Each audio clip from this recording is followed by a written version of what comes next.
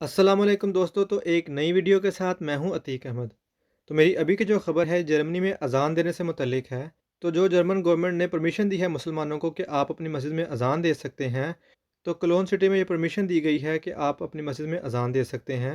और ये ख़बर 6 दिन पुरानी है। जिसके मुताबिक मुख्तलिफ वीडियोज़ में आपने देखा होगा, लोग कह रहे हैं कि एक मस्जिद में परमिशन दे दिया कोलोन में। ऐसा नहीं है।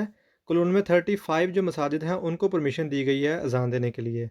तो काफ़ी सारे लोगों के दिमाग में ये बात भी आ रही होगी कि शायद जैसे पाकिस्तान में अज़ान होती है ऊंची ऊंची आवाज़ में, वैसे यहाँ पे अज़ान होगी। लेकिन ऐसा हरगिज़ नहीं है, क्योंकि गवर्नमेंट ने कुछ शराइत रखी हैं उनके सामने कि अगर आप इन शराइत को पूरा करेंगे तो आप अज़ान दे सकते हैं। तो उसमें ये शर्त है कि जो आपकी आवाज़ का वॉल्यूम होगा वो ज़्यादा ऊंचा नहीं होगा, एक सर्टेन लेवल पे आपने अज़ान देनी है। तो इसी के साथ जो इर्द गिर्द लोग रहते हैं उनको भी आपने बताना है कि हमने इस टाइम पे अज़ान देनी है, और जो अज़ान का दुरानिया होगा वो सिर्फ 5 मिनट का होगा। और इसी के साथ जो गवर्नमेंट का मुआहदा हुआ है मुसलमानों के साथ, वो हुआ है 2 साल के लिए। तो उन्होंने कहा है कि हम 2 साल के बाद दोबारा फिर से सिटिंग करेंगे और बैठ के इस पे निगोशिएशन करेंगे।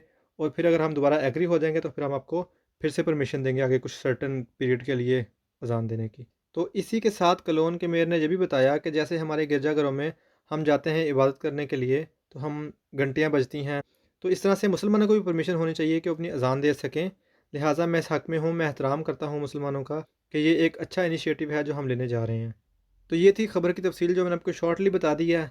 वहाँ पे सिर्फ एक मस्जिद को परमिशन नहीं मिली हुई, वहाँ पे 35 जो मसाजिद हैं, 35 मसाजिद को परमिशन मिली है अज़ान देने की। तो दोबारा किसी नई वीडियो के साथ आपसे मुलाकात होगी, तब तक के लिए अपना ख्याल रखिएगा। अल्लाह हाफ़िज़।